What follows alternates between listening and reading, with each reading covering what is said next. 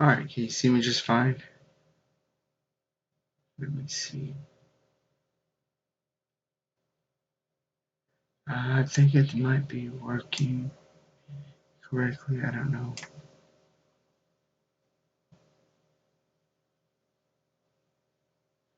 Can you see me? Is it working okay?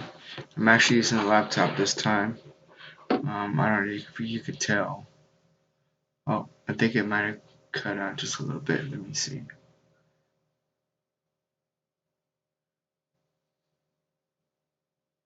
Let me see what we got here. Testing this out, guys. Now, let me see what we got. Now, if let's see. I want you to kind of see what I see. So, let's go with the display. Alright, now.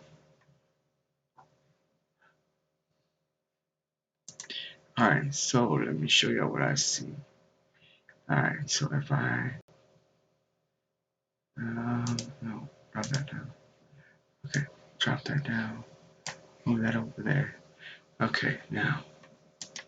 What? I see this here. Okay, so as you can tell, I'm using my Streamlabs for doing my show. I'm running at 39, 42 CPUs, and I'm performing at maybe 20 something frames per second. So it looks clear here, right? But I'm lagging here on YouTube. So it says that, hold on, let me grab my face here. Video, okay.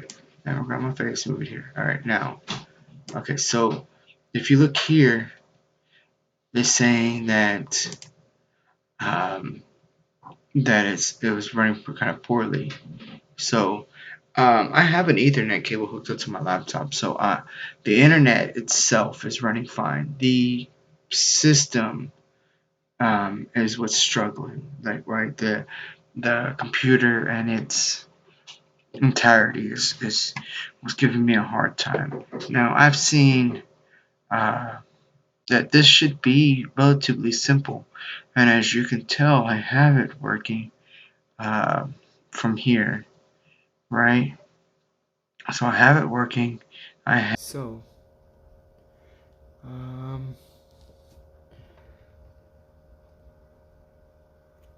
let's see. I can move stuff around, which is awesome, right? So let me cover that up, or cover this side up. Yeah. So that's pretty much that. Oh, somebody's already tried it. Okay, sorry. Conservative cause. Okay, yeah, it's good to see you too. Alright, now, you see how I just left the screen? Now what's going to happen is it's going to pop in for my phone. Right, so there we are. My phone is now in. If you look down here, I have 3 notifications here. So, let's see, let me pull this over to the side. I'm on my phone doing this. I can technically now end live streams here on the program. Close this all together. And let's see. That's pretty much that there, right? So let me close this to kind of speed things up on the computer. Alright, so let's see. Alright, now, hold on, let me close this. Okay. Alright, let me see. Camera enhancement, autofocus, exposure.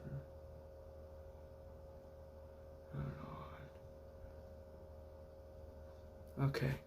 Alright, hold on 1 second, guys. Life of the Alien. Happy New Year's to you too, Life of Alien 44. It's good to see you here. I'm glad that you stopped by. Feel free to use my chat as freely as you like, as long as there's no cussing. And then another thing is that right now, why is it still here? Okay, there's little lines in my thing. So, what are you doing? I'm not doing much. I'm trying to. I was showing how the live, how I was having issues with the live. So at the beginning of this video, whenever somebody sees the playback, they'll see my struggles that I'm having. Oh, Alan 44. Sorry. I might have said it wrong. Life of Alan 44. No, but I was having some issues before, so I was trying to give out some details on why I'm having these issues, but just to kind of show everybody. But I'm glad that you're good and that you're. Are you ready for the New Year's? Because I am ready for the New Year's. I'm probably one of the few people that are ready to do my taxes. Like, right? I'm ready to do the taxes. Doing my taxes is like starting the new year. So once I start doing my taxes, that's actually when the year starts. So basically after January 31st, I file my taxes early. I don't wait until April to do my taxes. Fuck it, I might as well get it done with, right? I'm not going to wait until the last moment. Like some people that I know, they'll wait all the way until April to do it. But so like I said, my chat's going to be open for anyone to do whatever they like to do with it. Okay, that's advertising yourself, having conversations with me, or so on and so on. There's a couple of topics that I am going to do today, just to so that I have some content for the stream as well. Okay, so one of the topics that I'm going to be discussing today is gun control, right? And I'm trying to find out from people is, do we need gun control or do we not need gun control, right? And where do you stand? Okay, so I'm not going to hold anybody's opinion against them. Okay, so that's the reason why I'm saying the question like I'm saying it, right? Is that to provoke conversation. Now, the question was, should we have gun control or should we not have gun control? But let's see. I'm in California and so ready to file my taxes because I found a great apartment that keeps pets. My child will be happy. Oh, that's cool. You know, here in Texas, most apartments will allow you to have pets, but it usually costs you roughly around $250 deposit, and then I believe it's like close to $50 a month. Yeah, no, see, I see that gun control doesn't work in California because if you look at the crime that's happening in California, you know, as strict as they like to think that it is, I mean, you can't stop all gun violence. And not every person who is involved in a gun incident is legally allowed to have the gun, right? They're not, say for instance, they bought it off of some guy that knows some guy. But the laws that they keep trying to push are trying to push it on law-abiding citizens. So, to be honest, in order to try to enforce any kind of gun laws on law-abiding citizens, they should first figure out how to stop non-law-abiding citizens from getting guns, right? So, if people are getting guns illegally, buying it from the black market or so on, then you would suspect that they would try to fight that first. Here it's higher because they're gonna profit. It's a pet fee. Yeah, see, the pet fee on average, like I said, the pet fee on average here in Texas is roughly around $35 to $50 per animal. Okay, they don't charge for fish or small animals because they can't leave as much of damage to the apartment.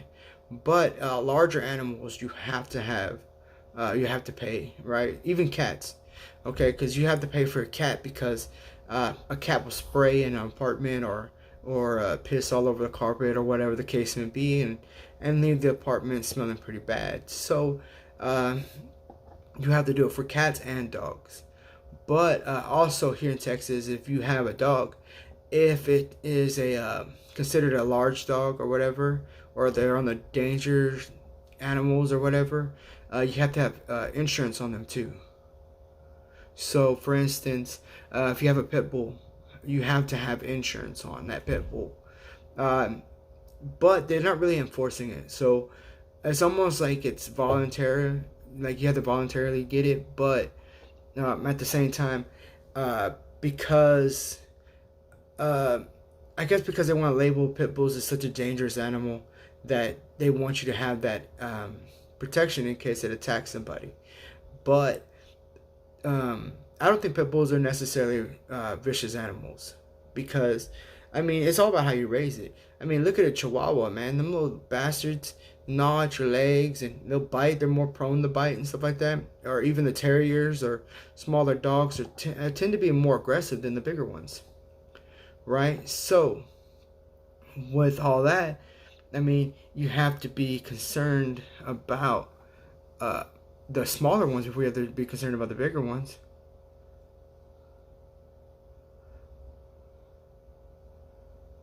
You have a Chihuahua mix. I haven't shown that. If for some reason it flagged that, I guess because of the money thing, right? Because when you commented about the California's $50 or higher, it hit it for some reason, but not. I had to make sure that you can see it. But yeah, no, $50 is about the average. But a little Chihuahua, I mean, them things are vicious little things too, but they're very sketchy, right? You're easily scared. Until you take it off, until you take them off. Yeah, no. See, I know somebody has a couple of terriers as well, right? Sweet animals, until you start to moving too quickly. You get to moving too quickly around them, they will want to bite you. They would want to attack you. I do know some people with some pit bulls as well that are so friendly. I mean, you know what, to be honest, I don't even know how you can use a pit bull as a guard animal as nice as some of these people's pit bulls are. But they still have the risk, right? I mean, because if one of them was to ever bite down on you or bite you in the neck or whatever, or you get a group of them, they could kill you depending on the circumstances. But now, with all that, see, so one of the topics I was talking about was the gun control, right? Because I was talking to a friend or a coworker about gun control, and I'd asked him. I said, "Hey, what do you think about gun control? Do we need it? Do we not need it?"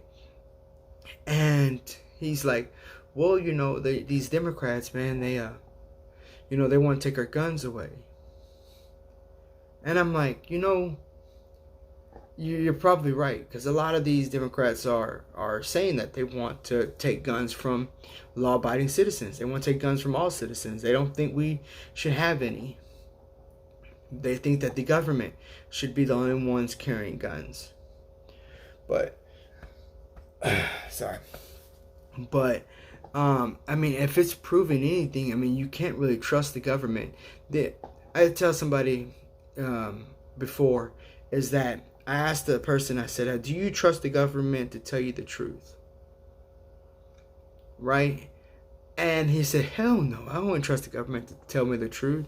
I said, then why would you give them power over your right to bear arms? Why would you give them power over your health insurance or your health? Why would you give them certain types of power over you if you can't even trust that they would tell you the truth? So it was kind of like, trying to let them know, like, that's why we have these laws, is to protect ourselves from people or a government that tries to infringe on us.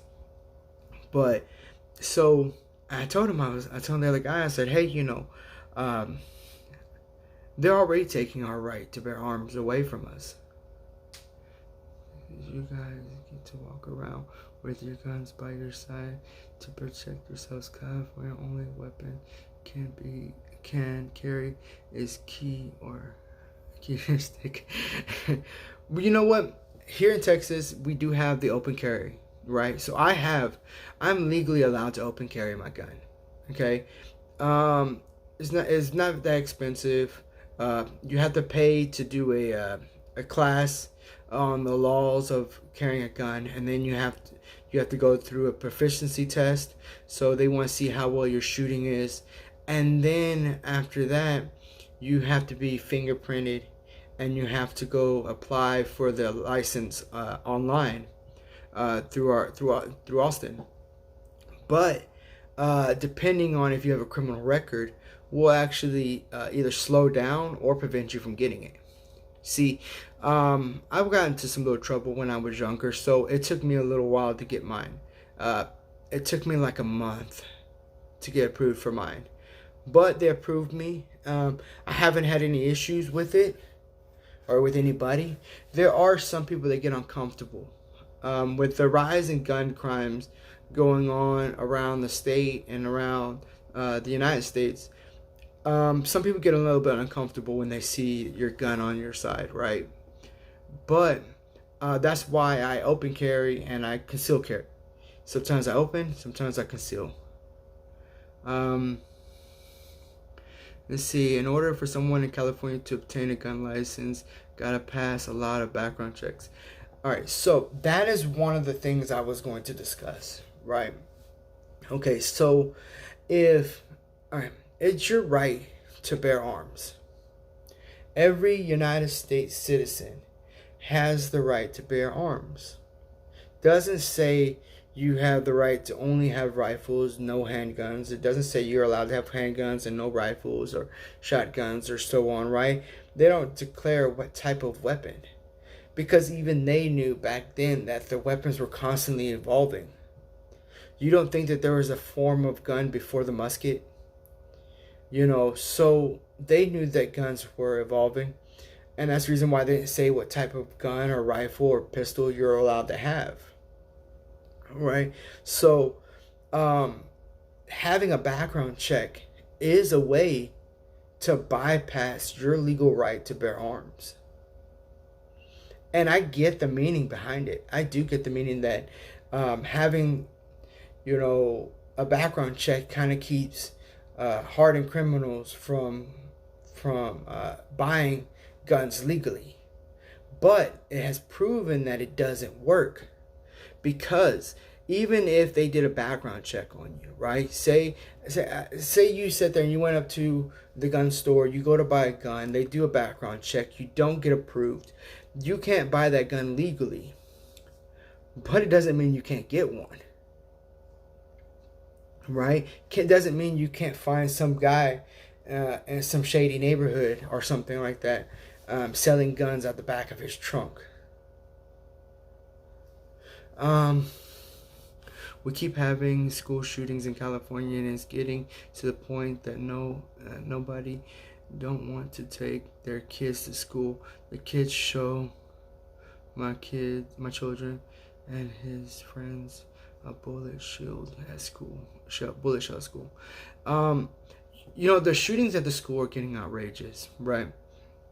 There's so many school shootings going on, and this is what's driving a lot of this gun control, right? That's what's driving it all, is this constant fear that your children may die, right?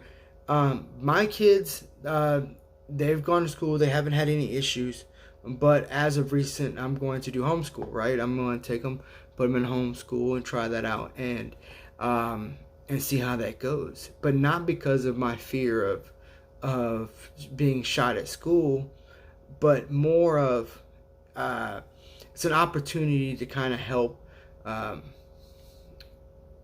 maintain a better education. Because believe it or not, the public school system is not only barely teaching them, but they're also portraying what their views are onto your children. Okay, I remember. Okay, so for instance, when Donald Trump first got elected, and after the first year was up, that's all you heard from the schools. MMT pros, Hello there today. Thank you for stopping by. I appreciate you coming by and showing some love. Like I was telling Alan and everyone else that comes by here, feel free to use the chat however you feel. We're just having a discussion on various different topics, but right now we're talking about the shootings at the schools, right? The see, it's been on a rise because these kids have learned that there's no penalty for what they're doing. Let's see. Homeschool is better. My neighbors homeschool her children until she put them in public school. Yeah, I see. Public school can be good if you think about it, right? Public school can be good because you're teaching your children how to be around other people, right? You're teaching them how to deal with the pressures of other people. Okay? There's no extra protection, there's no coddling, there's no somebody's gonna brush off your knee when you scrape it. There's none of that. You're putting your kids in this position to where they have to almost toughen up and almost and get along. But obviously, you have to worry about other stuff, right? They get exposed to drugs, they get exposed to sex, they get exposed to certain types of situations that take place at school. Yeah, see, school shootings and church shootings are definitely on the rise. You know, um, really because I feel they're easy targets if you think about it. These kids think we're alive. It's Fortnite.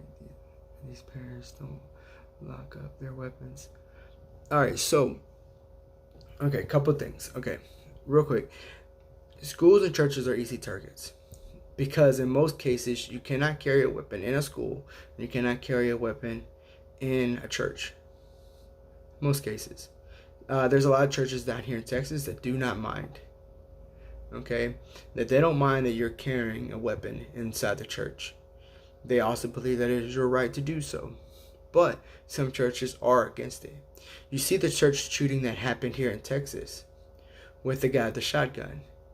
Killed 2 people.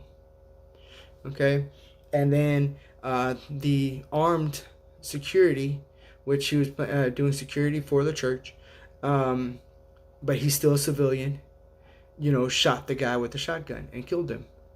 And really, I think that we should get more guns in a lot of people's hands. The simple fact is that, if you don't know who's going to stop you from doing whatever you're doing, it may slow down criminal activities some, right? But do I think we should always use our guns? No, I don't think we should always use our guns. And not every incident deserves in somebody dying, right? It's about hate someone or something. Start even being upset, causing nobody but share the same views as everyone else. That's the thing. Everyone's so stuck in either he's right or she's right. Join my group, join that group, whatever the case may be. And if you're against it, then they hate you for it, which is getting more and more out of control.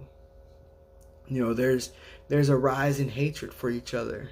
See, you may even say that Democrats hate Republicans, and you can say Republicans hate Democrats.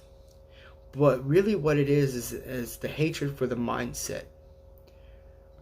Now, because I can see where the people from the left are coming from. Okay? We should all be able to get along. We should continue to respect each other. They feel like everything should be easier. They want to cut costs on certain things. So on and so on, right? But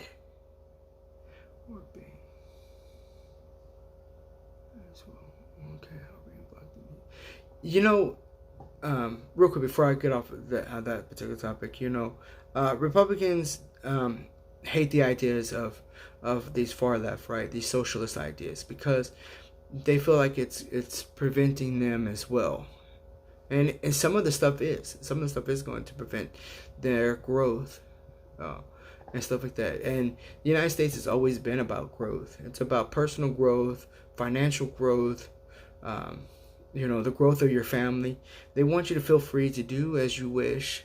The country's almost like the chat, right? Remember right now when I said that feel free to do with what you want with the chat as long as you're being respectful and you're not using cuss words or so on, right? Well, think of the government like that saying, right? Or the United States. You can do as you want as long as you're being respectful. You're not hurting anybody, or you're not doing certain things. And for the most part, do what you want. And so, the problem with doing whatever you want also allows craziness to happen.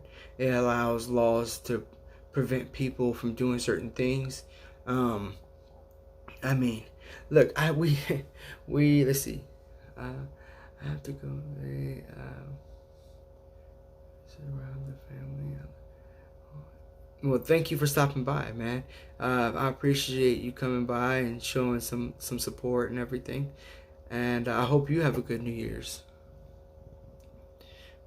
But look, society shifts, right? Continuously. Okay. There's a saying that the only thing that stays the same is change is the only thing that's consistent, right? Because everything's going to consistently change. There's going to be ups and downs and stuff like that, but the hatred for each other, it's not, like I said, it's not people hating people. Oh, I'm so sorry. I'm sorry. I have a bad habit of doing that. I just refer to everything as a he or whatever. My bad. I'm sorry. But it's nice. But it's nice to have you here, though.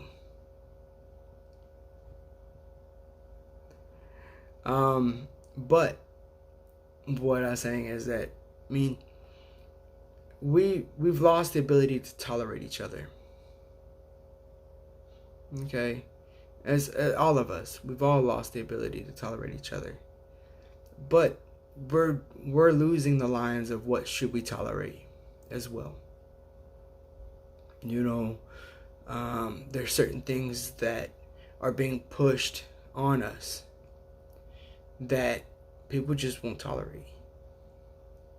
And I can see where they're coming from. If we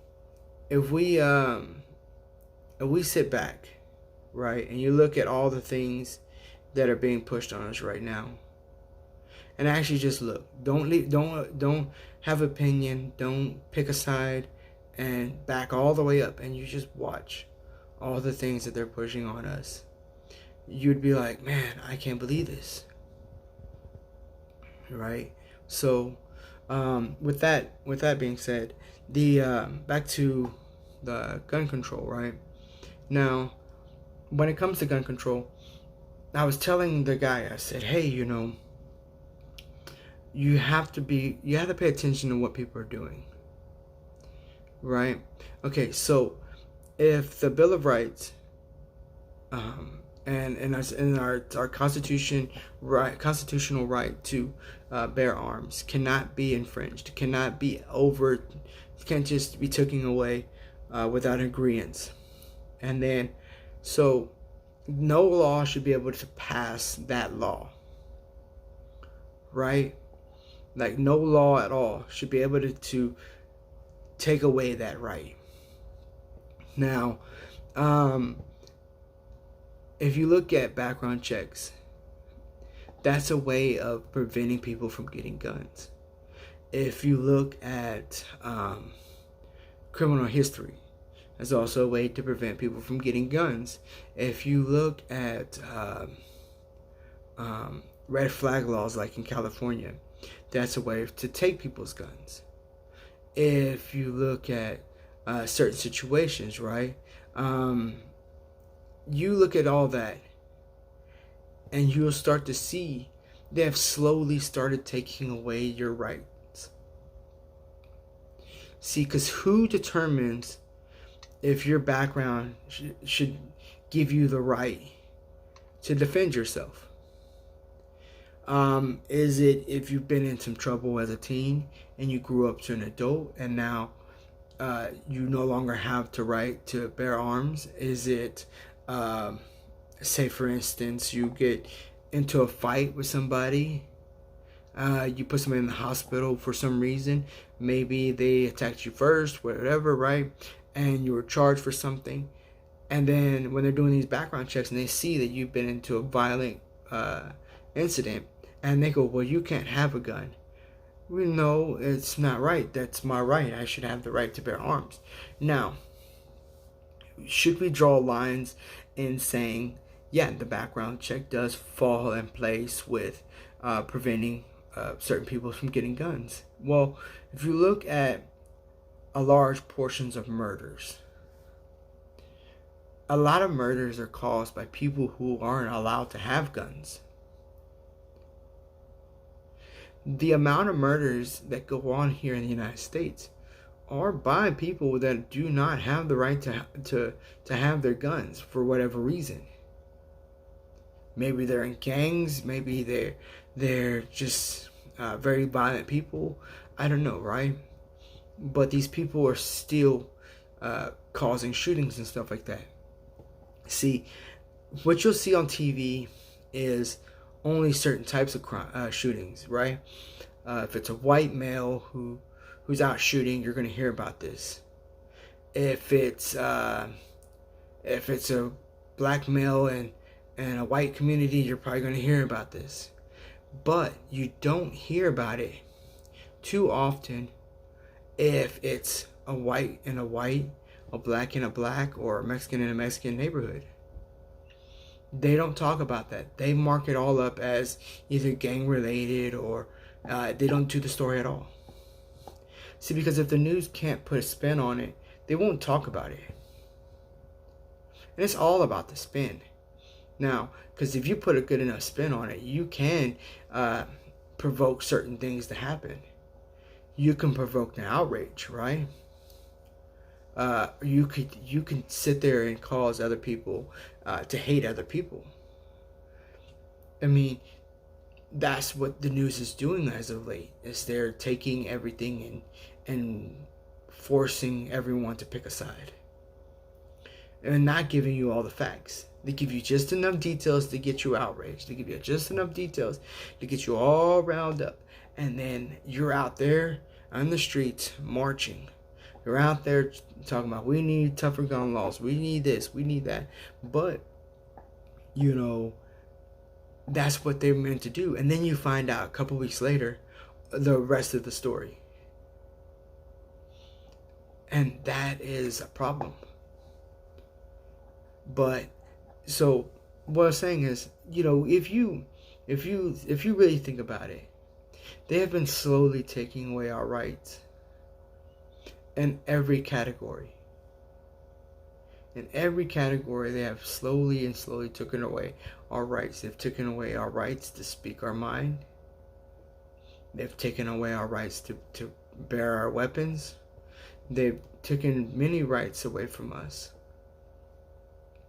You know, if you don't believe me, say something off the wall in public and see if your company keeps you there. See, these companies, they get certain breaks. They get certain tax breaks. They get certain things, right? And if that company is involved in something that's against the government, or they're with certain views, you know, you'll start to see a backlash onto that company and stuff. So in order to keep their hands clean, they're going, oh, well, you said you don't like how Mexicans keep coming across the border. You got to go. We're letting you go. We can't have that type of language here at the company.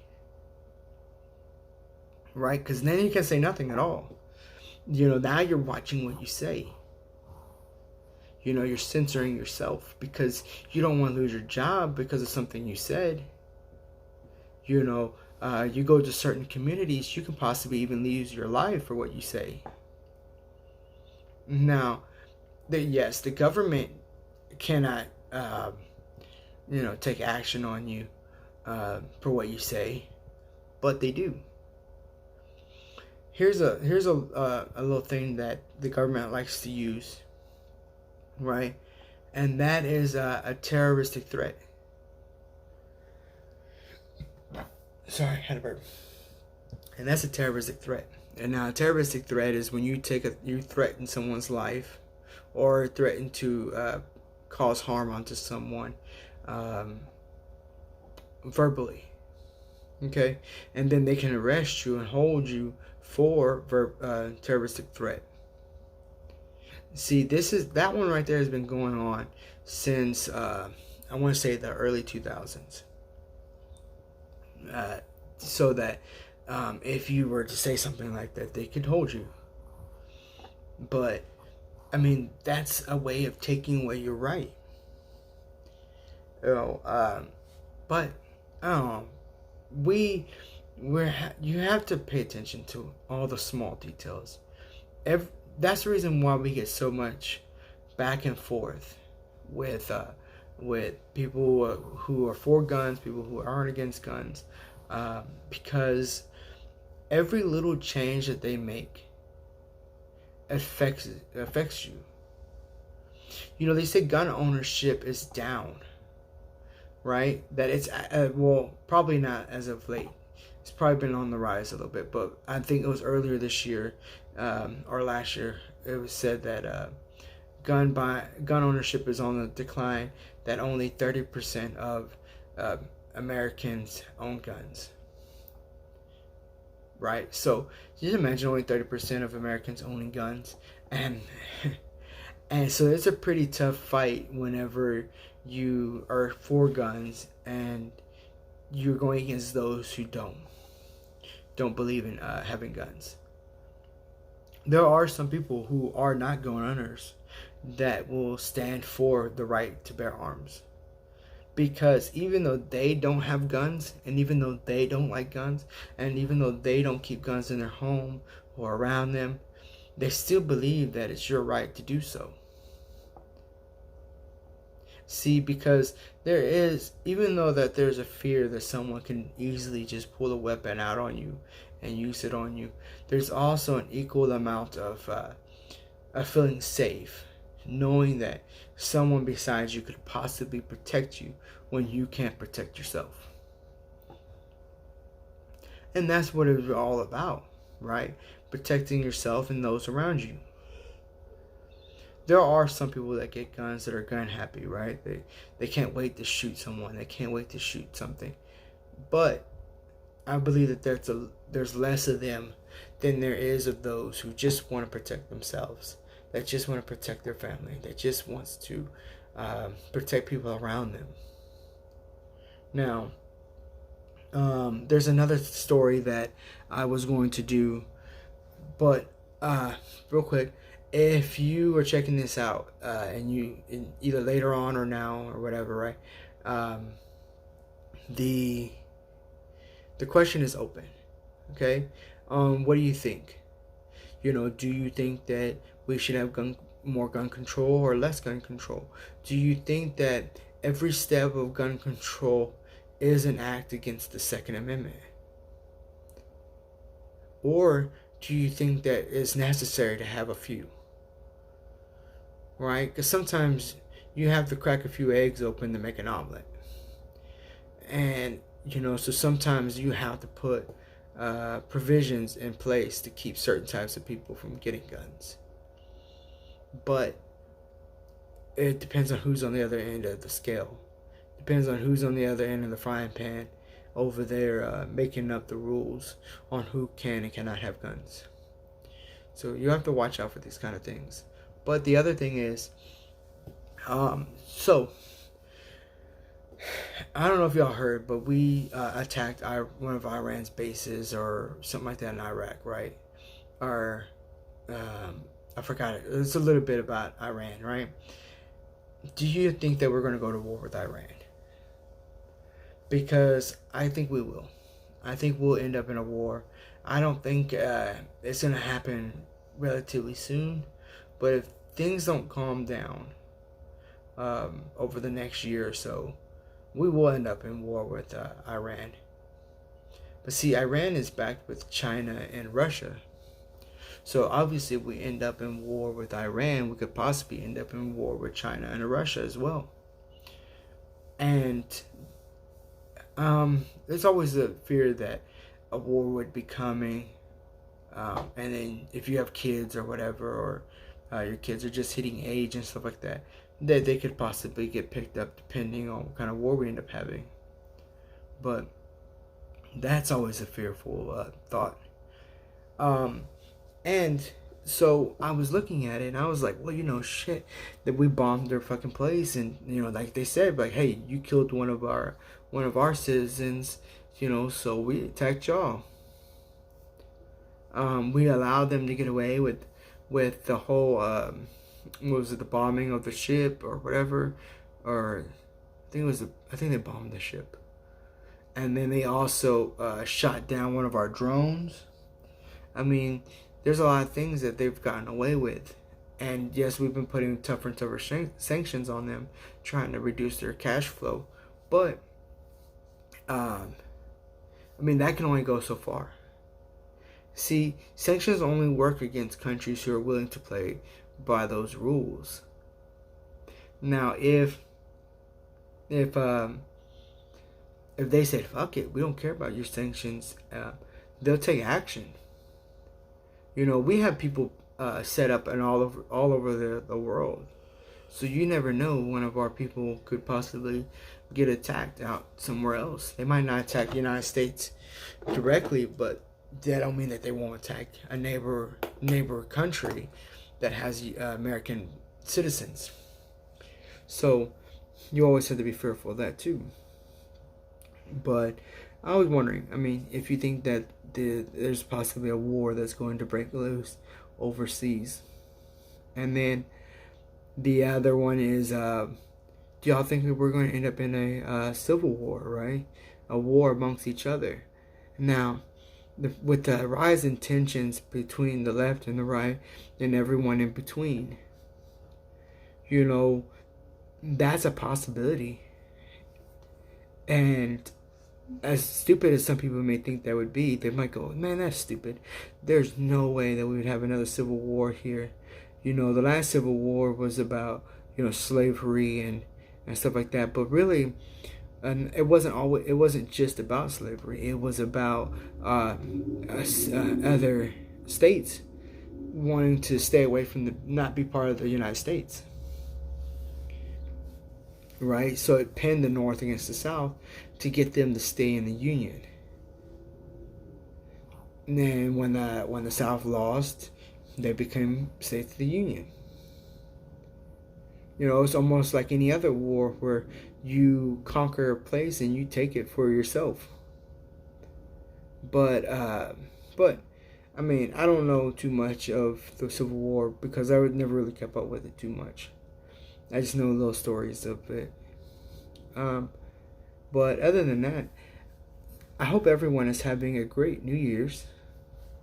I know that some people probably wouldn't like talking about some of the topics that we're talking about today. But, I got to create some content. And that people may or may not like, or, everybody might like. But for the most part, it's been going pretty well. I believe that in the beginning of this video, I showed some of my issues, and then I showed me fixing it and that kind of stuff. And it's been going pretty well for the most part. Now, I did have a couple of people stop by, and that was pretty awesome that they did so, right? Because they don't have to. They took the time out of their busy day or whatever they're doing today to come by and just show me some love. And so I appreciate that a lot. So I ran across those stories, and that was one of the things is that we have a what was his name? somebody who was running for the election on the Democrat side. Is it Bloomberg? I think it was Bloomberg that said that because when they first started talking about the shooting at the church, he was all like, "Oh, I'm glad that it was stopped or whatever, but the civilians shouldn't have weapons and they should just wait for the police to come and get involved." And he's like, "Oh, I don't know much about the story." Well, if he didn't know much about the story, he should have shut his mouth, because he didn't know much about the story. So what were the press asking him, "Hey, tell us what you think. Tell us what you think. Tell us what you think," and he couldn't just go, "Well, I don't know much about it right now. I'm waiting for more information, and then I'll get back with y'all." But I don't know much about the information that was provided to me, right? I don't know all of it. I don't know what all happened.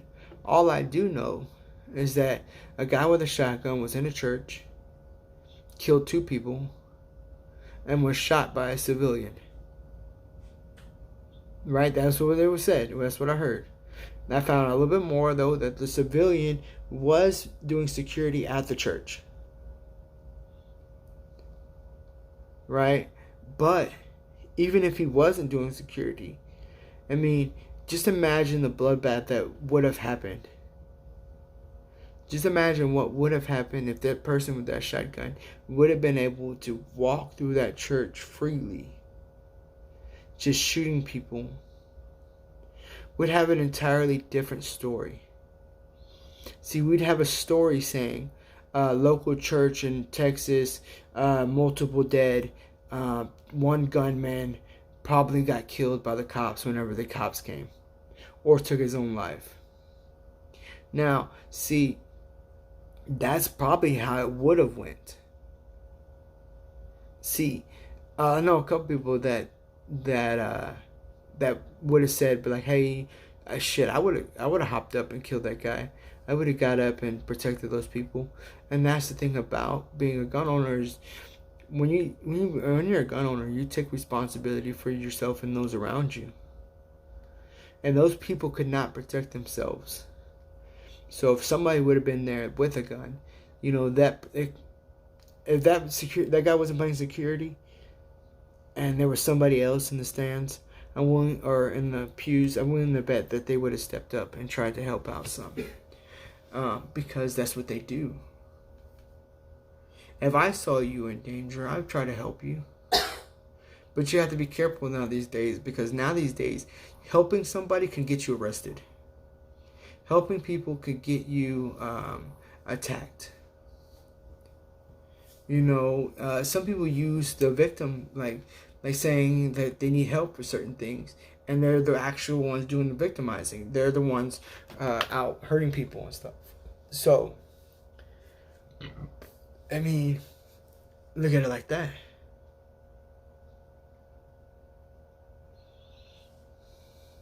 That's all you had to say. Yeah, but yeah, the guy, that's what politicians don't understand. It's okay to not know the answer to a problem. It's not a big deal if they don't know. That just makes them human. Some of these stories they get just like we get, through the news. They get it through people that are close to them. And so they just can't wait to get in front of the cameras and just tell everybody, "You shouldn't have a gun. This is the reason why you shouldn't have guns. This is the reason why you shouldn't do this. This is the reason why this is that." Don't know the whole story. Touch on just a few things. But they always look at it as this is a perfect time to point out my view, right? What I think. This is what I think. I think that, you shouldn't have this or you shouldn't have that. See, the other thing I was going to talk about is, okay, so that everybody's pushing for renewable energy, right? So everyone's pushing for renewable energy. And I don't see a problem in renewable energy. I don't. Honestly, I like the idea of renewable energy. We can still go with renewable energy here in the United States and provide energy for other countries, right? And just use less of fossil fuels here. But at the same time. I work in an industry that needs fossil fuel to continue to go on.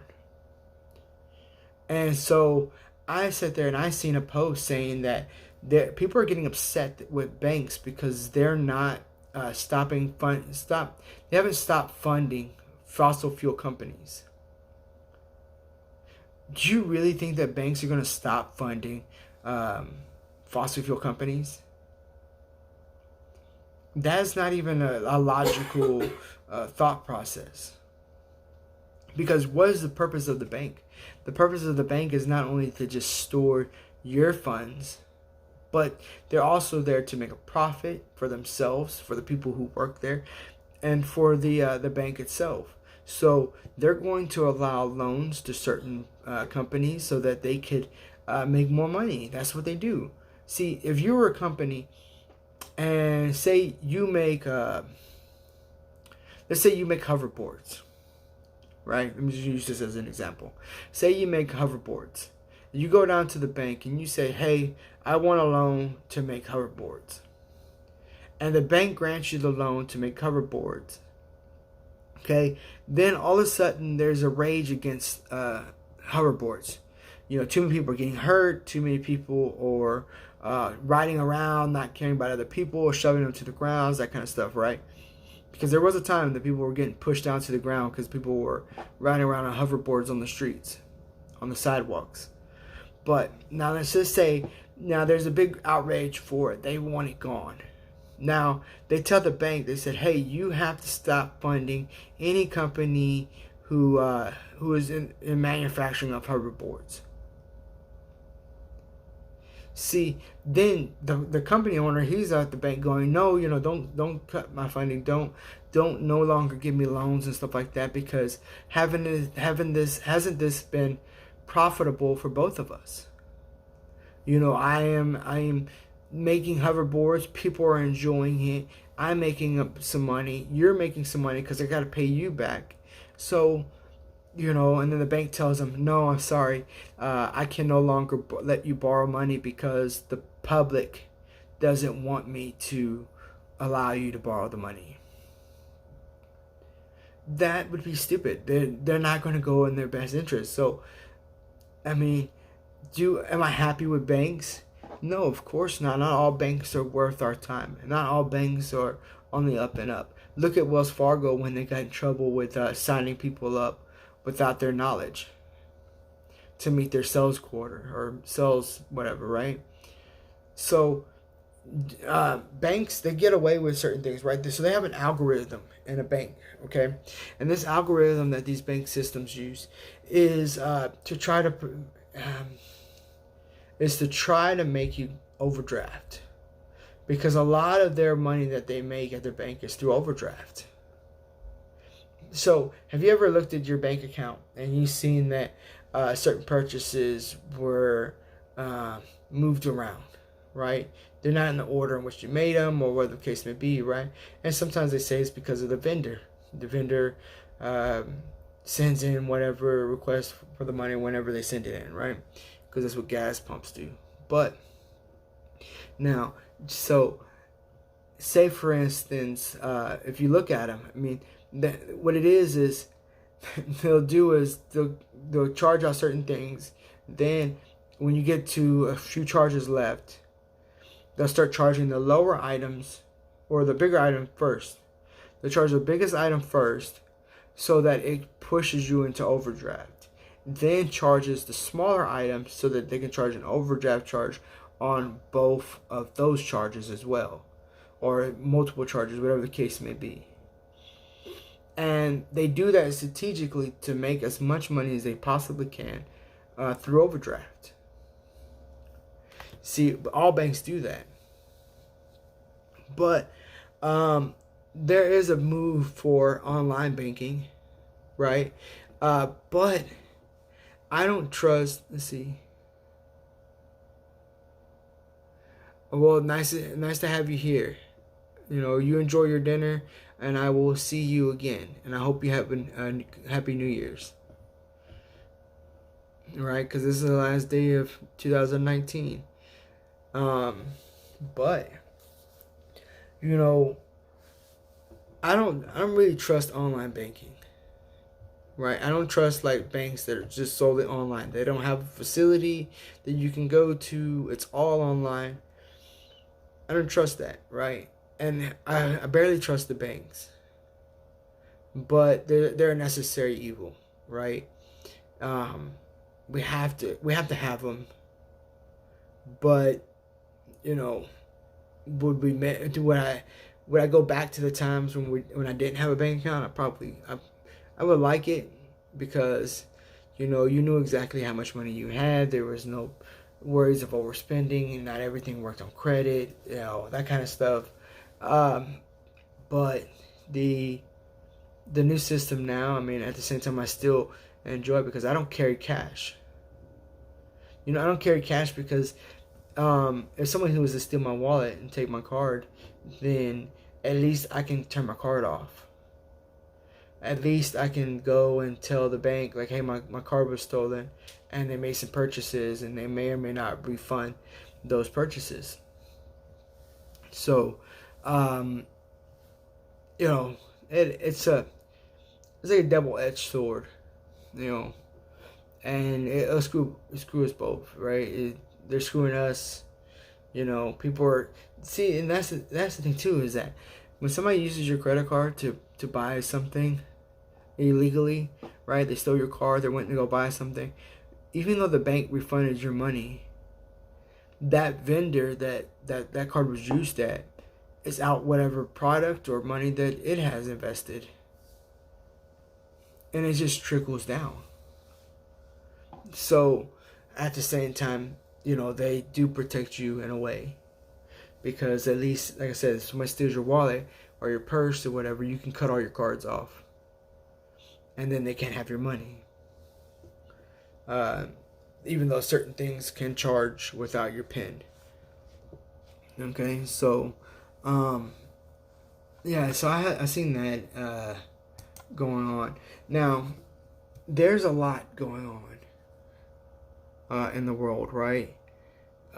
Hatred. It's back and forth. It's potential wars. It's a lot going on. So sometimes it can get quite overwhelming trying to keep up with everything. So take a moment sometimes. Take a moment to just escape from it all, right? But it's kind of hard to take a moment away from it because you're worried that you're going to miss something that is vital, right? You know, and there was a story I seen about the what was it, the Impossible Whopper, right? Because there's a person in Florida that was suing Burger King over the Impossible Whopper. Now, the reason why they're being sued is because they said that they were cooking the Impossible Whopper on the grill where they're cooking the regular Whopper, and there's something about residual, like, I don't know, like the meat is on the Impossible Whopper, I don't know, right? But they're facing a lawsuit for that. Now, would you eat one of those Whoppers? Because I wouldn't do it. I don't know. It's just those plant-based burgers and stuff like that kind of weird me out. Everything is soy-based now these days. But I've seen some stuff that says that guys should limit how much soy that they are consuming because it raises the estrogen levels in men. So I don't know why they're pushing for so much soy and everything. Maybe they're trying to, do away with men altogether, turn them all into soft females or something, because they already think that men are a problem. They always think that we're toxic. But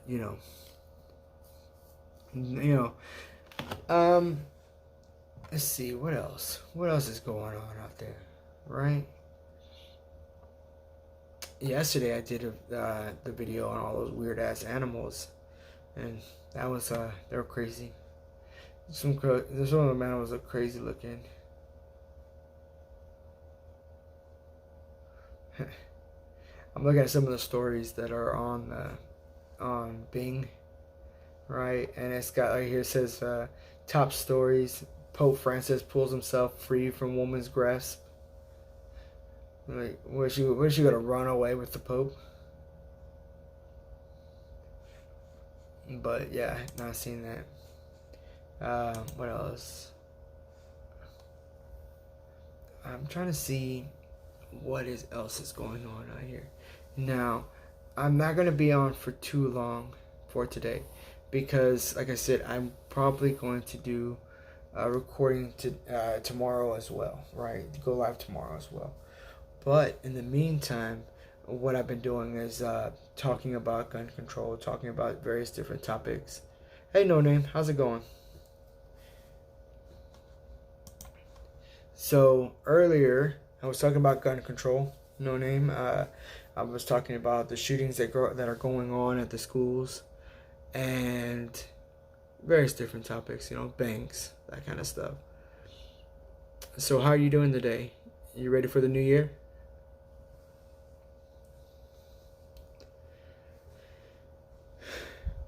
I was telling somebody else that I'm ready for the new year because I'm ready to do my taxes.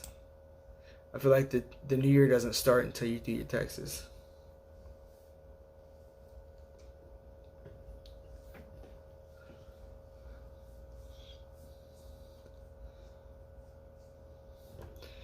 Let's see.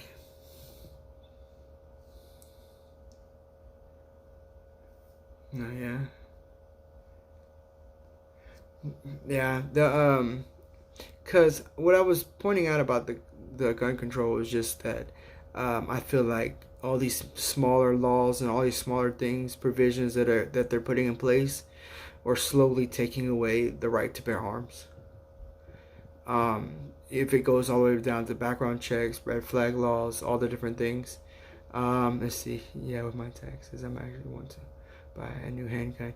Heck yeah. What caliber gun are you gonna try to get?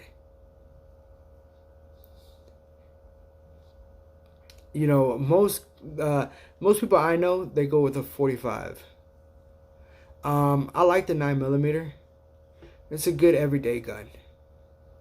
I mean, caliber, right?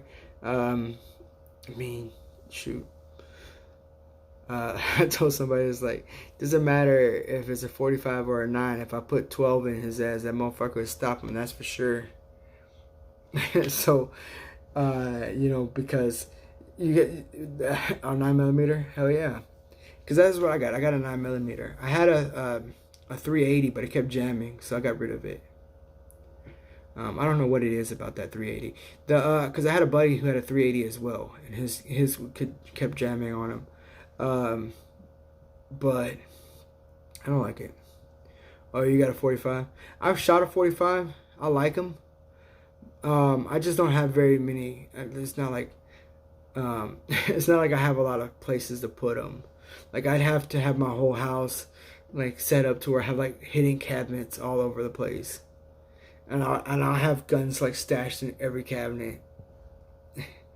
That's how I really like it, right? You know, it doesn't matter where you're at. You just got one close by. Do I need that many? No, I don't need that many. But I like them. I look at guns like I look at cars. Very beautiful piece of machinery, right? They have a distinguished look that just catches my attention.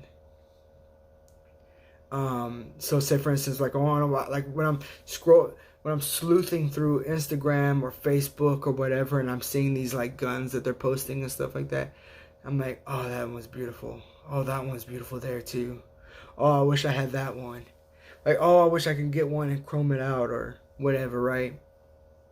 So, I haven't gone to the range as of late. I need to go. It's way overdue. Because there's nothing like going out to the range and just letting a few loose. You know, kind of help you get through your busy week, or say for instance you had a bad month or whatever. It's good to get in there and just relieve some pressure. But yeah, so I was saying earlier, it's just my main topic was about the gun control, right? Because I was saying that these background checks and red flag laws and uh, right? Like I seen a meme that said that. I seen a meme that was all like, whenever you're done watching your gun porn, could you join me in here or something like that, right? It was pretty funny, right? But oh, but I like guns. I like them. I like them a lot. I know that I want to eventually get an AR, right? I want to get an AR. I like their design. I like how smooth they look. I like the different features that you can put on them. Different accessories and stuff like that you can put on them. Really great gun all the way around. I mean, the design of it and just the functionality of it is just a very wonderful gun. So I want to get me one. Now I had a friend or a coworker tell me that he makes them from scratch and sells them. And I thought about getting back in touch with him and seeing if I can get one from him. But if not, I'm probably gonna go buy one outright. They're really not that expensive. I mean, they are, but they're not, right? One thing that slowed me down from getting one is that, food, bills, family, that all comes before my love for guns, right? Because as much as I love guns, I still have to eat. I still have to make sure the family is provided for, that kind of stuff. But so, no name. What do you think about the gun laws? Right? Do you think that they're taking away our rights to bear arms? Do you think we should have background checks and stuff like that? Because I think all these little small steps that they're taking are ways of stopping us from owning guns. Because that, that's the direction we're headed. I remember them saying that they should have it to where they have somebody that views your mental state to tell you if you are or not allowed to own guns. If you go by that method, nobody's going to be allowed to own guns. Nobody. Right? Because you have to be worried about who's picking the people. Who's the person they would put in charge on saying, yeah, you can have guns, this gun, that gun. Who's prone to use it for certain types of things. But that was one of the things that they're working on, right? They're working on that, on a method to take away our rights. But let me see. Let me get some lighting in here because it is getting dark in here. I had the window open, so the sun was actually brightening up the room. But let me turn this light on real quick, guys. Hold on, give me 1 second.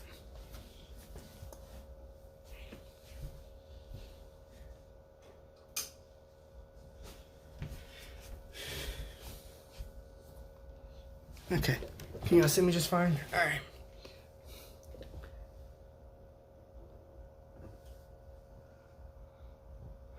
Let's see. Background check, that's fine. Red flag laws are messed up, but universal background checks scare me the most. See, look, I think that there's its pros and its cons to background checks, right?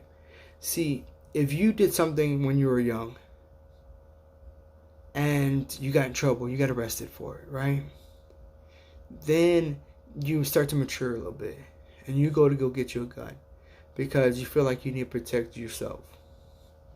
Then you go down to the gun place and you go down there and you go to buy a gun. They do a background check.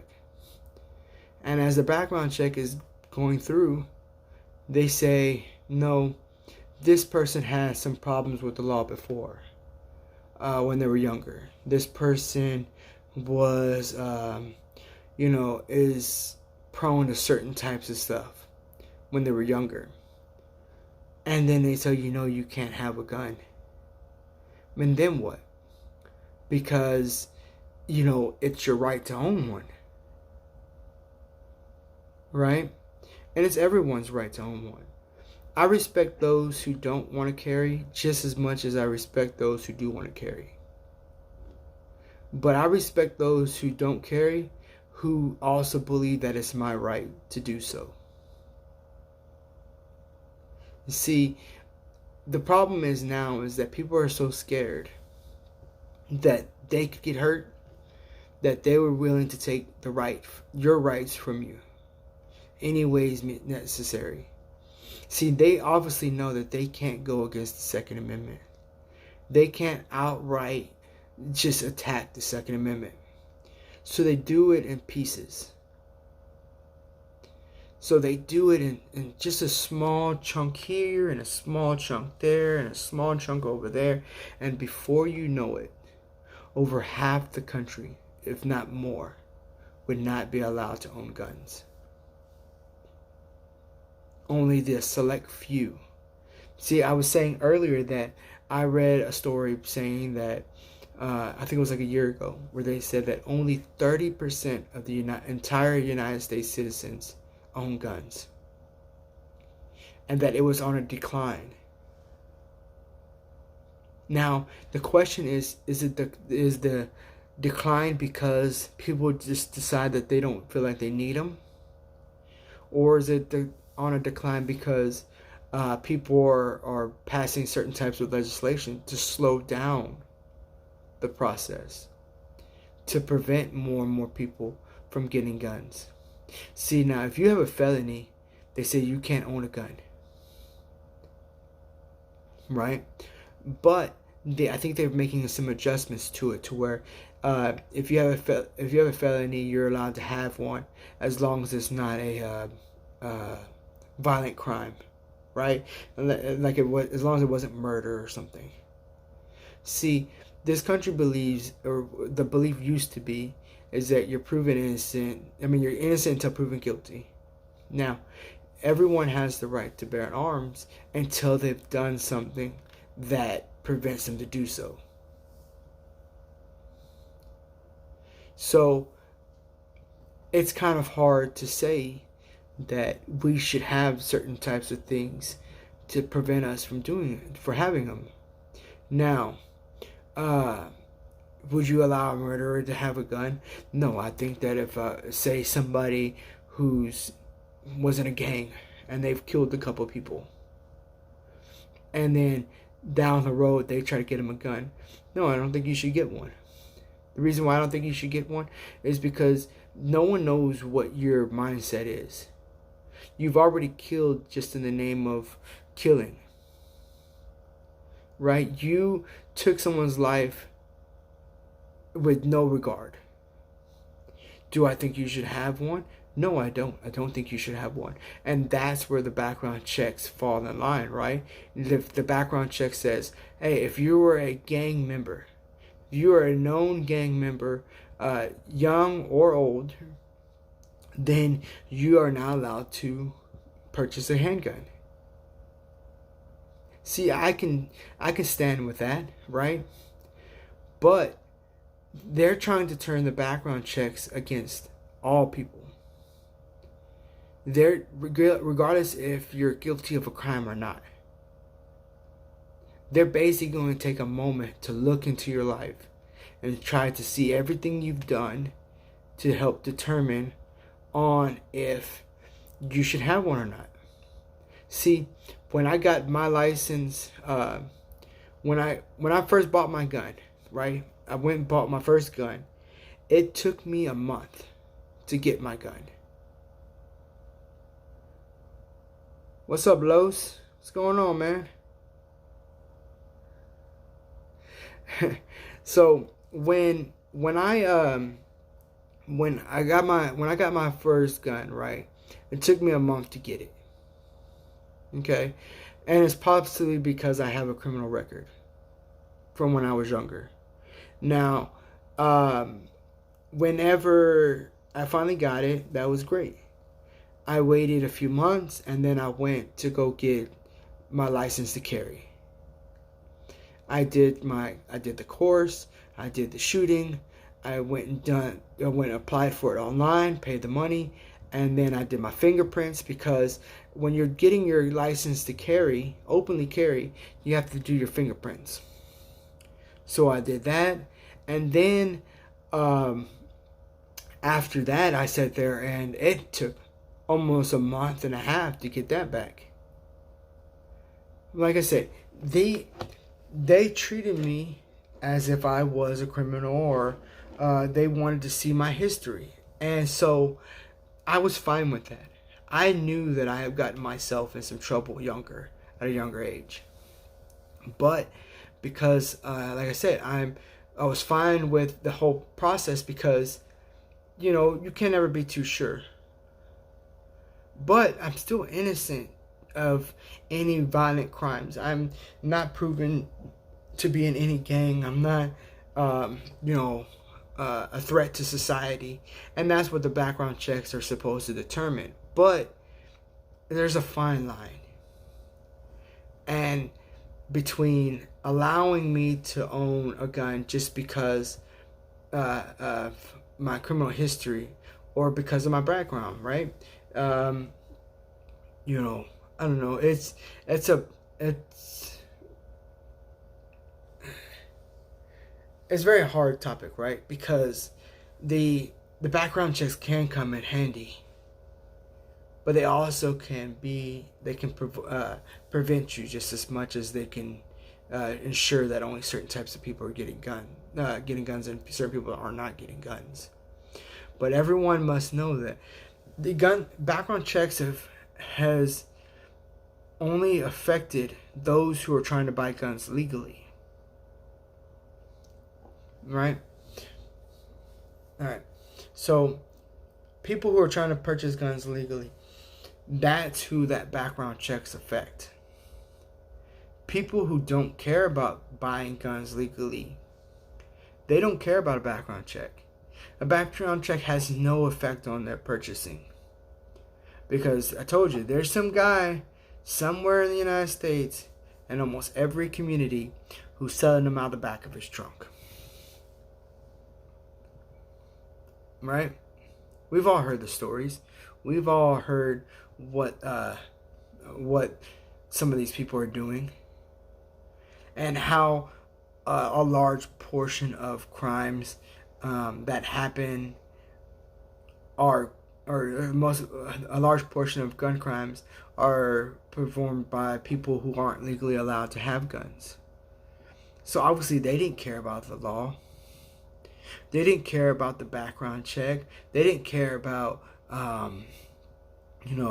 not being able to get one. They didn't go, oh, well, shit, I can't get a gun, so I'm not going to do any criminal activities. Right? They didn't care.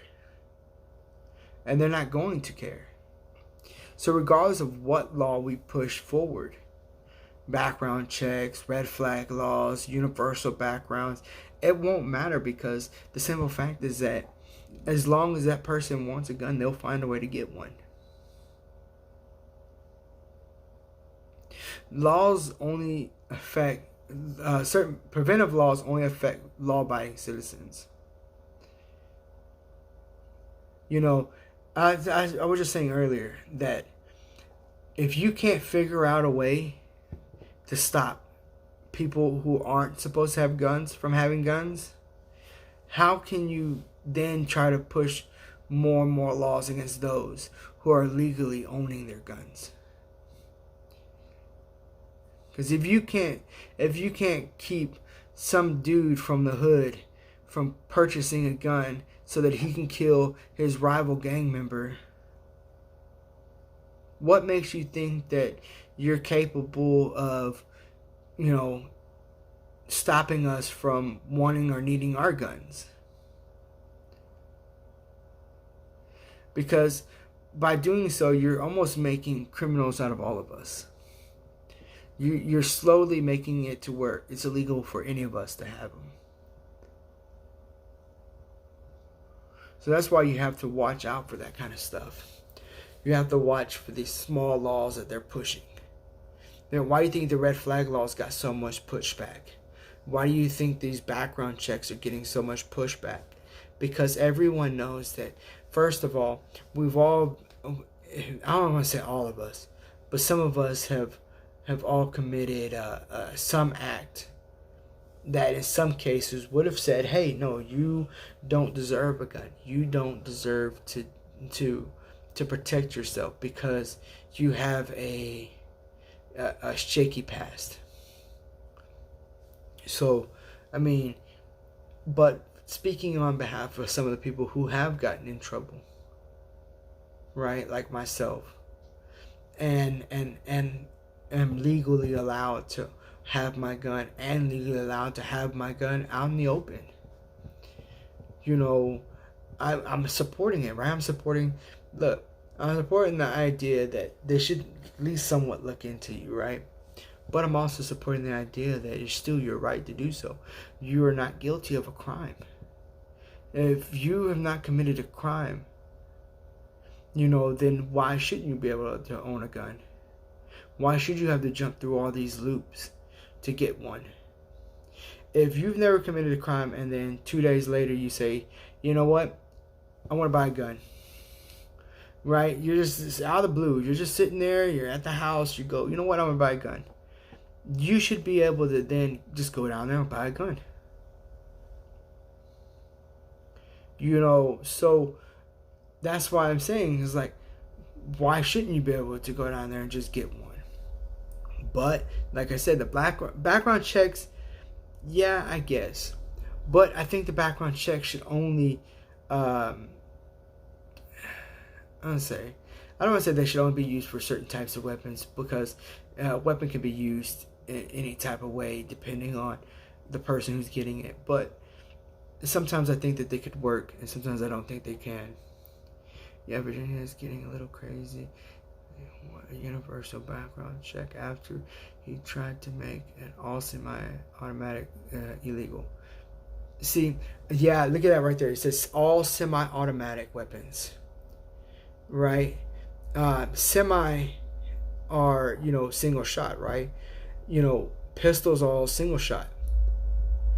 And whenever the slide comes back and it loads up another round, I mean, you still have to pull the trigger for every shot that's fired. But see, that's what a lot of people are trying to do. They're trying to ban certain types of guns. See, remember when Beto was all like, "Oh, if I could, I would take ARs from people," right? That's because, and that's what everybody keeps saying is like, oh, these are rifles or what everybody's using. These rifles are what everybody's using. A person's going to use whatever they can get if they're going to commit a certain type of crime. Now, a lot of these politicians are doing this. They've already stated where they stand. And where a lot of them are standing is the removal of guns. They want to remove guns from all civilians.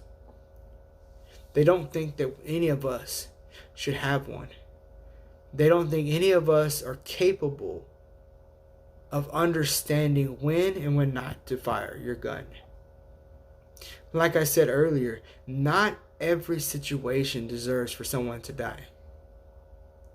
If somebody's in the store stealing a damn thing of milk, I'm not going to shoot them for stealing the milk. I'm not, just because somebody's in the store stealing something of lesser value, he doesn't deserve to die for it. But if you are in the store and you're robbing somebody at gunpoint, say you go in the store and you take that gallon of milk by gunpoint, you are then putting that person, whoever you have pointed at the end of that gun, in danger. And you should be shot. See, I watched the story of that guy that got shot at the Family Dollar, right? So the guy goes in the Family Dollar.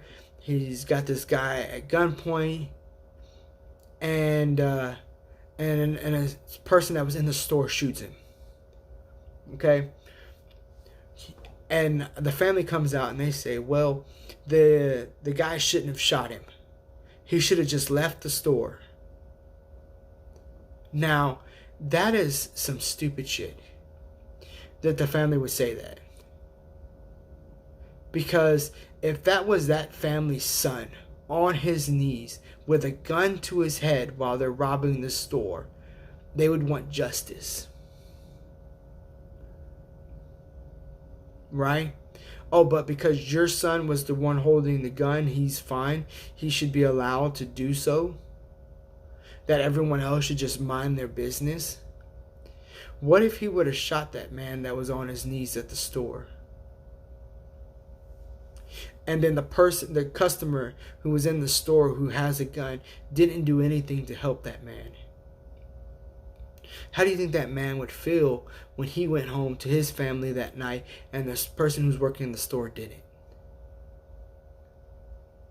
He had an opportunity to make sure that that man goes home the same way he was going home.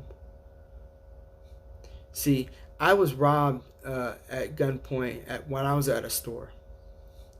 Right? I was working at the store, and 3 guys come in the store at gunpoint. And they held me at gunpoint. See, because where I worked at, you're not allowed to carry a weapon in the place, right? So, first of all, I can't defend myself. I complied. I gave them the money that they wanted, whatever, right? And they left.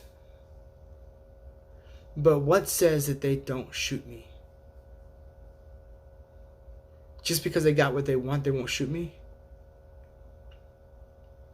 That's all. That was a fear, right? That was a fear that could happen.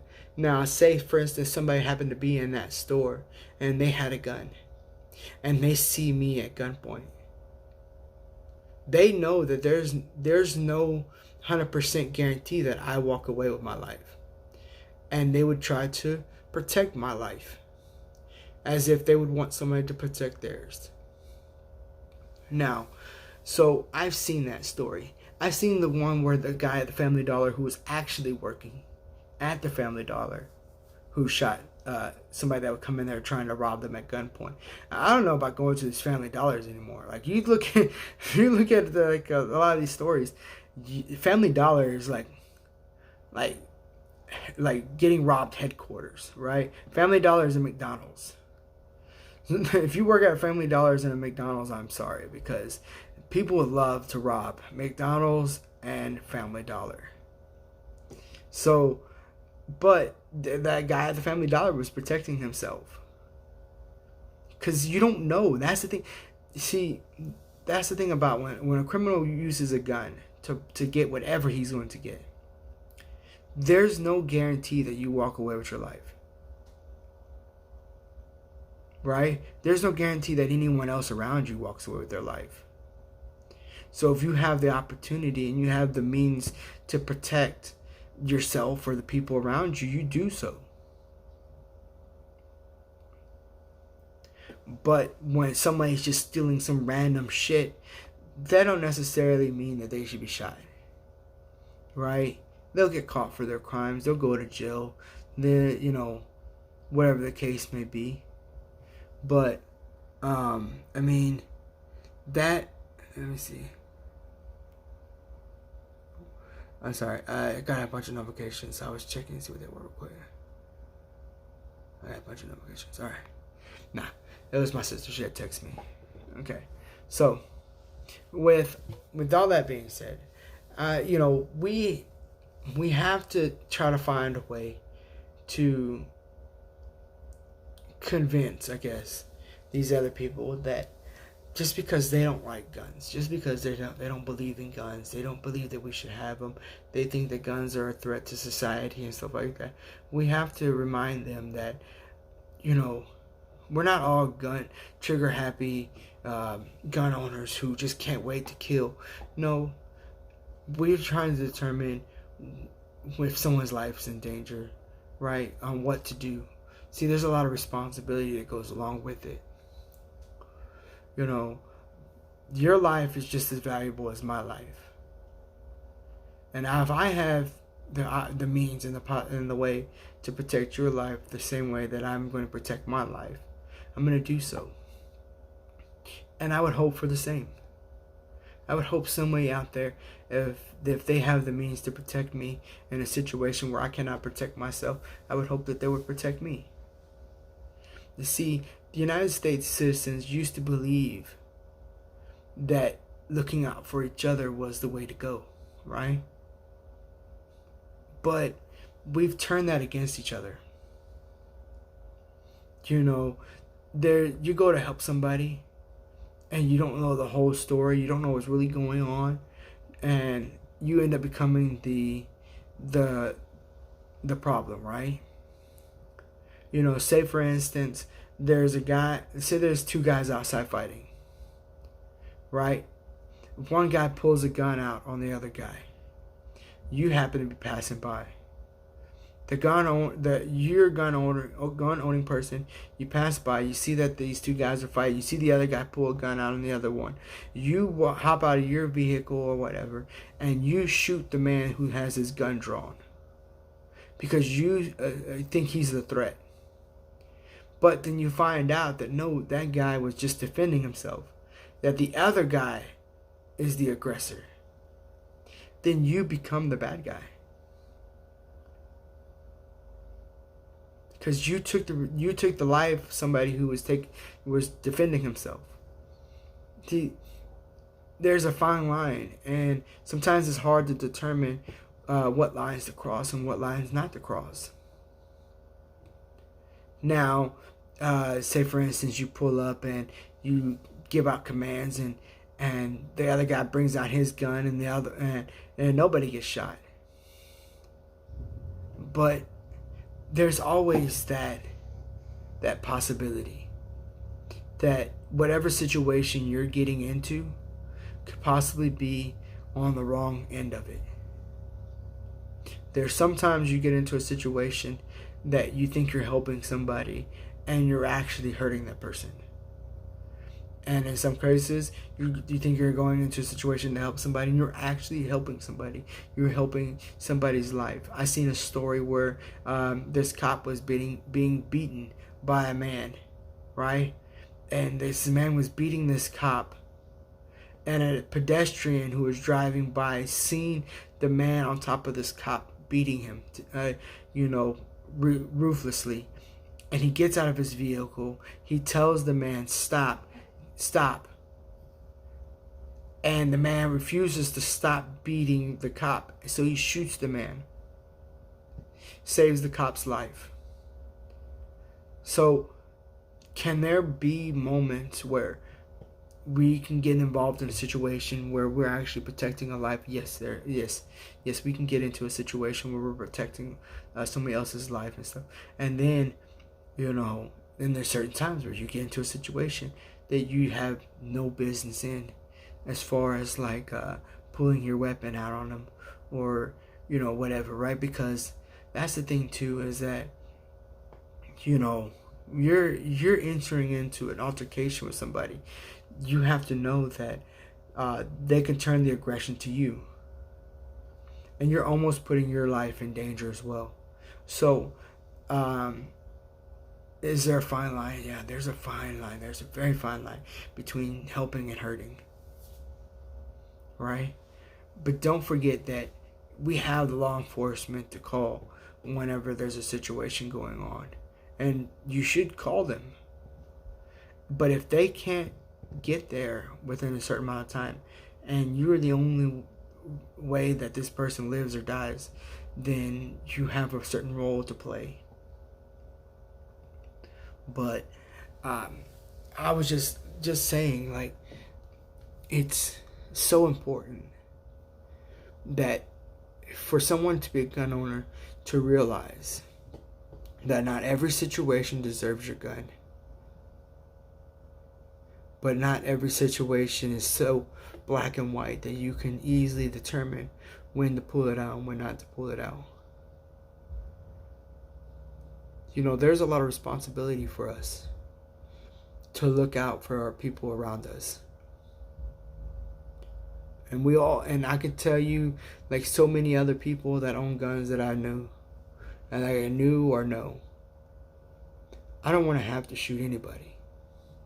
I don't ever want to have to pull my gun for any reason other than to protect myself and my family and maybe someone around me who may need it. So people keep trying to portray all gun owners as these hateful people that they just trigger happy and we just want to shoot, we just want to kill, we just want to end someone's life. And no, that's not the case. There are some exceptions.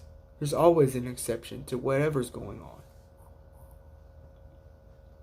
Right? There's always the exceptions. There's illegal gun people who own their guns legally for 20, 30, 40 years and then go out and do something crazy. Look at the guy that did the shooting at the concert. All those guns he had were legal. Like, he legally owned those guns. But his actions were his own. His actions don't reflect what all other gun owners think and believe and want to do. And that's why I was saying, like, trying to find a way that we can all coexist is key. But more laws doesn't make it better. Like I said, these gun laws are only preventing or affecting law-abiding citizens. See, I think that certain crimes using a gun should be put to death, right? So say, for instance, say a gang member shoots another gang member, right? And that gang member gets caught by the police. And he gets life in prison. I mean, what lesson was taught? That if you shoot somebody that you get to live forever in lockup? And I know that jail is not like roses, right? It's not like a summer camp. But, long terms in jail, I mean, what does that really teach anybody? These kids aren't scared to shoot people. These kids aren't scared to use guns against other kids at school. First of all, they use them against other kids at school because they know it's an easy target. But the kids know that if they ever get arrested, what's the worst that's going to happen to them? If you actually sit there and think about it, what is the worst thing that will happen to a teenager arrested for murder? And they say that kid shot up a school, 4 other people dead. What is the penalty to that kid? Life in prison. He'll learn how to be more of a criminal. He will possibly get raped and random shit in prison and stuff like that. But what is his actual punishment? See, if it was me, I have to be honest, I would put that kid to death. And I hate to say that. I hate to believe that you would have to put somebody down, right, for doing something like that. But sometimes it has to be done. Because it's just, some things aren't tolerated. And some people say, oh, well, it's bullying. Well, this kid was getting bullied and he just had enough. And so he took action against the bully. Well, then why did he kill 4 other people? Why did he kill 5 other people? Why did he kill 2 other people? He didn't just take it out on the bully. He took it out on everyone around him. These kids aren't scared. These kids aren't scared of anything. I think the thing that these kids are more scared of anything about is global warming. I think that's the only thing these kids are scared of. Because if you look at it, I mean, that's all you see on the news is these kids always talking about global warming. The world's going to end in 12 years, that kind of shit, right? Or are we down to 11? I mean, why do we need tougher gun laws if the world's going to end? Right? And why do we need the Green New Deal? And why do we need certain things if the world's just going to end? I mean, do you really think that you can prevent whatever the hell is going on with the global warming and everything in such a short amount of time? That's like somebody ruining their credit thinking they're gonna fix it overnight.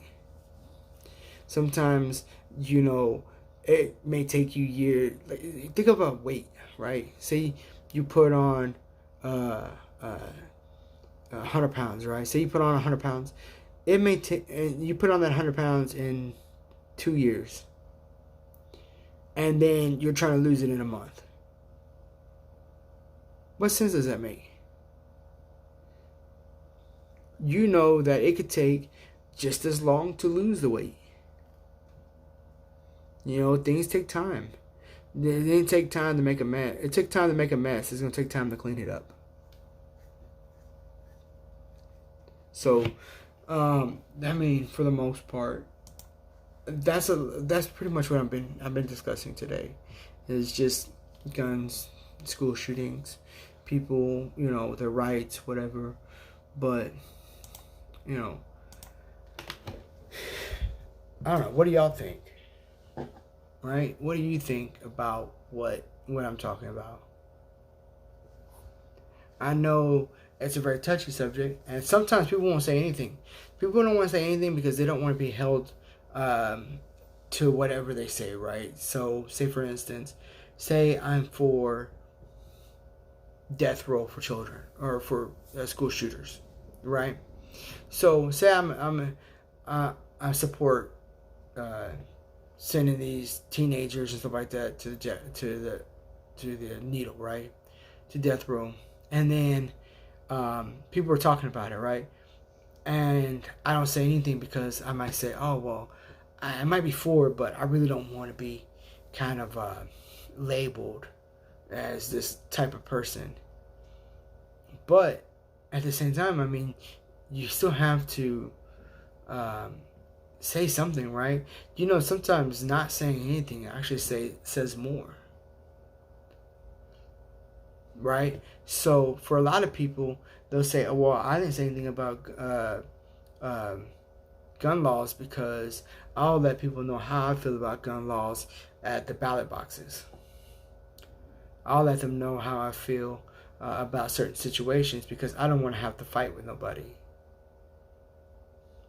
But if you're fearful that you can't speak your mind because you're going to have to fight with somebody, I mean, what does that say about society? Right? That you can't even speak your mind. You can't even speak of opposite views without some kind of consequence of violence. I mean, it's on the rise. I've seen stories where people are being attacked just because of their views. Look at Antifa, right? This is a far left organization that's going around attacking people. And yet they say that they stand for the people. They stand for social justice. They stand for certain things. How can you say that you're standing for all this stuff and still at the same time attacking people? So that's crazy to me. Their whole ideal, their whole mindset, and they walk around like they're in the military. You know what I mean? So the fact that they're getting away with that kind of stuff is scary in itself, because that's really what they're trying. That's what also says, that gives you the idea that they're recruiting and they're trying to prepare people for a civil war. And that's what they would really like, a civil war. People want something to fight about. Things have been peaceful for far too long. And that's what they want. They want something to fight for, fight with, fight against. They look at the past times as, as good times because of certain types of conflicts.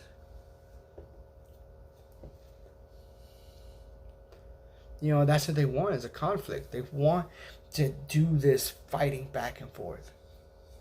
Sorry, my nose itches. And they won't be happy until they provoke enough people to act a certain way. Now, let's see. I have been having a great, conversation with y'all. I just want to let y'all know that even if it's been kind of one-sided, because I'm just here just talking shit, but it's been really fun, because see, this is stuff that we all need to discuss.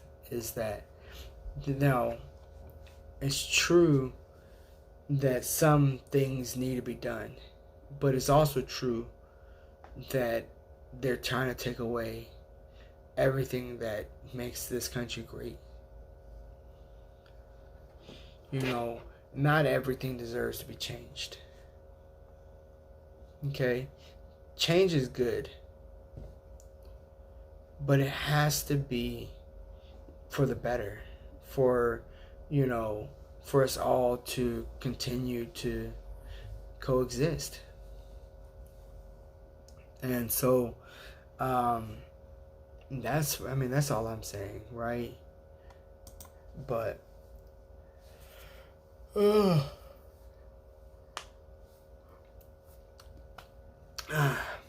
so is anybody going to be popping fireworks for 4th of July? I more than likely will not. I will probably just be sitting here relaxing, enjoying my 2 days off. Right? I'm gonna enjoy it today and I'm gonna enjoy it tomorrow. But that's what my plans are. My plans are just to sit around the house and do nothing. Go live again tomorrow for sure. Right? So that I can talk with y'all some more, that's for sure.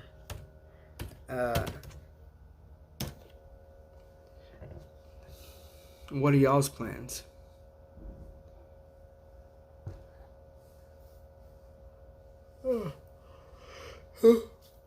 Sorry, that's a big old yawn. Like, where the hell did that yawn come from? See, I could talk about guns all the time, right? I can't tell you every detail. I can't tell you every scenario. I can't tell you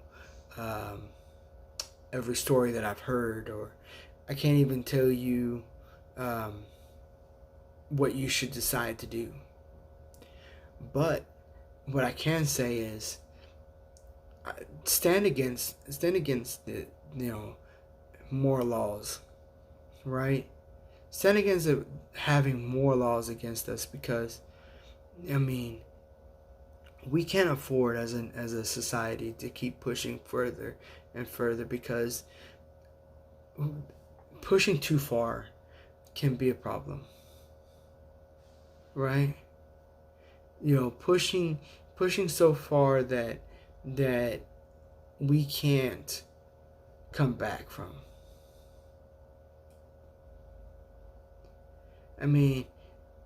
Look at how things are going. Look how society has gotten.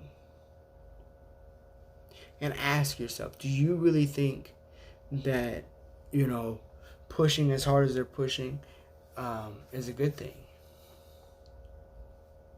Right? Now, so I've talked about a couple of different things, right? So I talked about that. I've talked about the school shootings and stuff like that. Right now, let's see. I literally just got onto somebody else's thing real quick, just so that I can say hi, because everyone goes live around the same amount of time, or same time, so it's kind of hard to go and show everyone some respect, show everyone some love. But Yeah, so let me see. Let's see.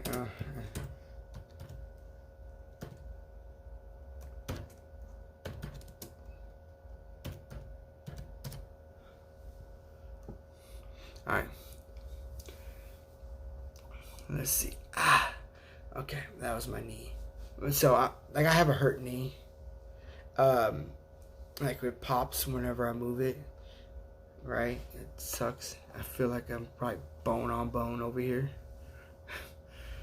I gotta get it checked out. I'll probably go sometime next month or something, because it's kind of expensive, right? And so it gets a little uncomfortable sometimes, just having it bent. Yeah, it actually gets uncomfortable having it bent or having it straight, right?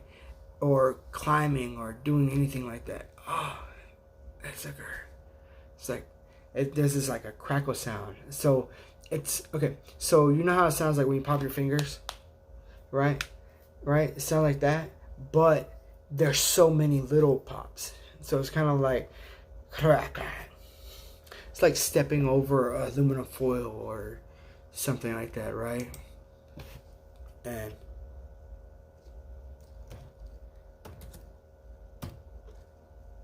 let me see.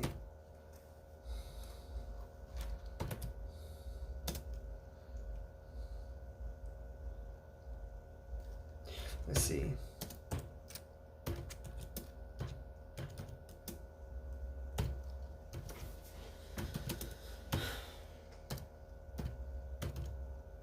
All right.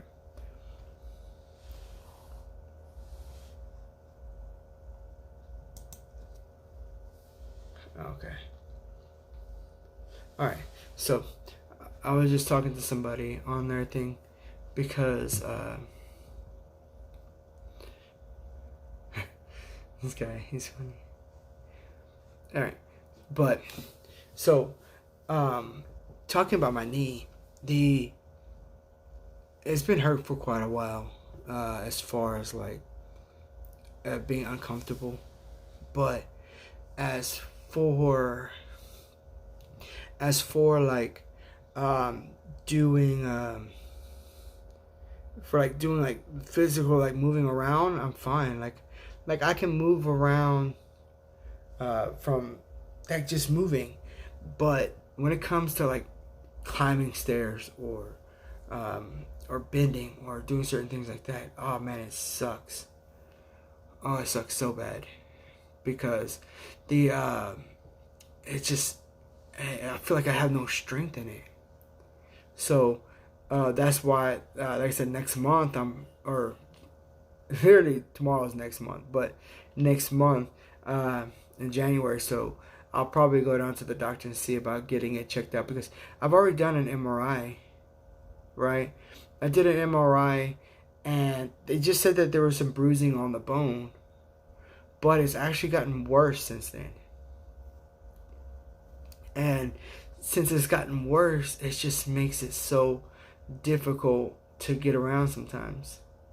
Like it swells up, there's a lot of pressure, that kind of stuff. So I have to get it taken care of because the last thing I want to do is not be able to work, right? Because if I can't work, I can't earn a living. And then if I can't earn a living, then what am I going to do, right? I can't be on like fucking disability or nothing. I'm too young for that shit. Um, you know, I'd end up having to change jobs or something. Fuck that. I make too much to change jobs, so I might as well take care of myself while I can. Because I mean that means so much to me, to providing for my family. So like I said, it gets uncomfortable. It gets a little uncomfortable just trying to stretch it out. I tried putting some methane, or not methane, menthol. I tried putting menthol on it. I swear to God, man, that shit was so cold, but yet it burned so bad. Like I felt it for hours. Like it was so cold. it was kind of, funny. Like when my wife rubbed it on my knee, it was like it was, like I said, I felt it a lot. Let's see. um I'm doing like all kinds of shit right now at this present moment, because I want to see if I can get one of. Oh wait, let me see. Oh dang it, I pressed the wrong thing. Let's see. I want to see if I can get some more stories for y'all. Right now, let's see. I'm trying to see if I can find some more stories that that might pique y'all's interest. Okay, so that is not just about gun control, but I mean, it's going to be a little bit about that, right? Now, let me go to top stories. Let's see what we got in the top stories, right?